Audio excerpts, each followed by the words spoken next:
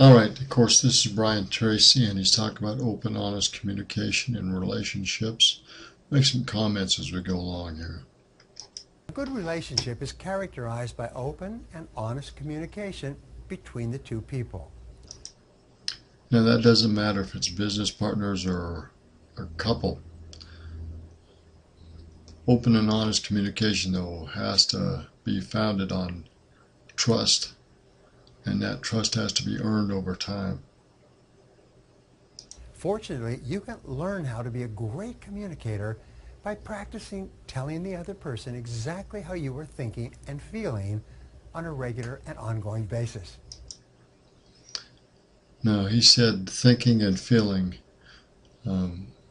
That's important. There's other things involved as well. Planning, communicating, building on a relationship, uh, having some leadership to know where you need to go, and some effort and action to get there. Refuse to hold anything back. Refuse to gunny sack or to repress your natural spontaneity. If you have a concern, a problem, a question, or anything else, be open and honest and clear about it with the other person. Clear communication, honest communication, open about it. All these things take time and effort, they take trust, and more importantly, they take some skill and some effort. Not easily done. Now, Brian Tracy has a great deal of products and information. He sells books, tapes, seminars, and I'm one of his affiliates. I like his products, and so I believe in being an affiliate marketer with his products. But there's more to it than this. This is just a teaser.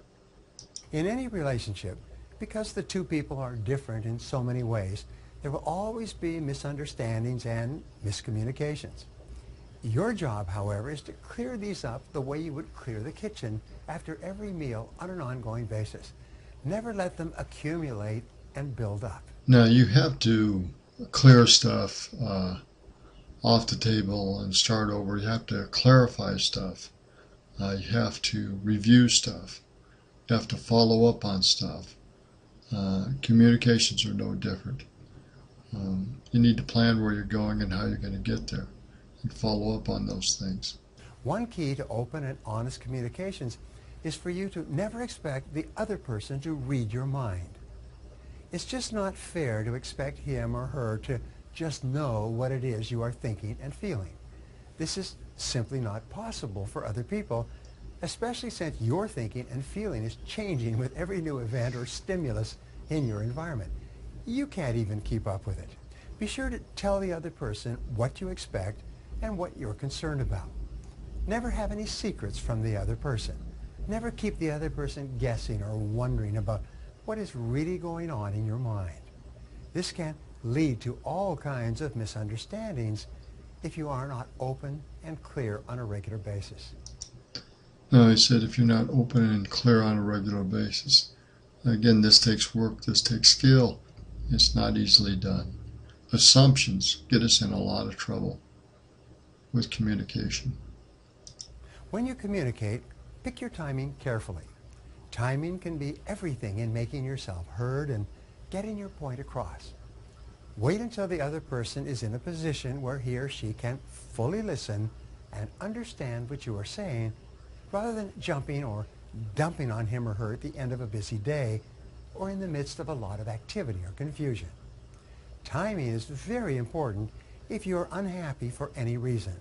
Instead of expressing your concerns as an attack, instead you should say something like, you know, when you do such and such a thing, I feel such and such a way. Now, being upset, I think a lot of people need to prepare. And not prepare, but to understand why they're upset, and then to be able to communicate that clearly later, or to work on it so those situations don't come up with such frequency or power. A lot of preparation goes into communication. That's taking responsibility for your own feelings. For example, you could say, you know, when you come home late without calling, I feel that you don't really care about the inconvenience that it causes me, and then remain completely silent. When you offer your concern as a personal observation, and explain how you feel about it, you'll be absolutely amazed at how quickly the other person will respond positively to change his or her behavior and to make sure that you're happy. One of the keys to staying in love forever is always to be open and honest and express yourself and your concerns in a positive and constructive way. Also work on creativity, work on respect, work on doing those things you know another individual wants done. Offering to serve and to sacrifice and to help, especially when it's difficult. Always deal with issues as they come up so that you can resolve them and get on with the rest of your life. Don't let issues accumulate. Easier said than done.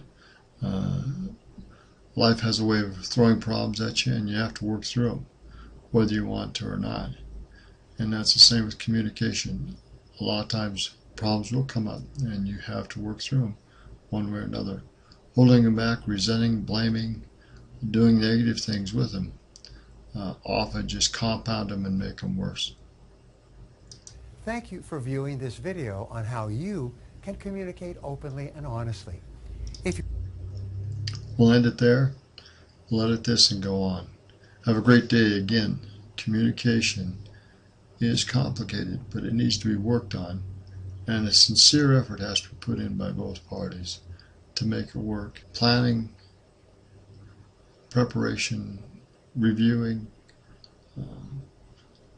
and having the wisdom to do it in a way that it's going to be effective and beneficial for both parties is often a challenge to even the greatest communicators in corporations. Catch you later. This is Roger Martin in Billings, Montana. Make it simple, make it powerful, and make it effective. Good day.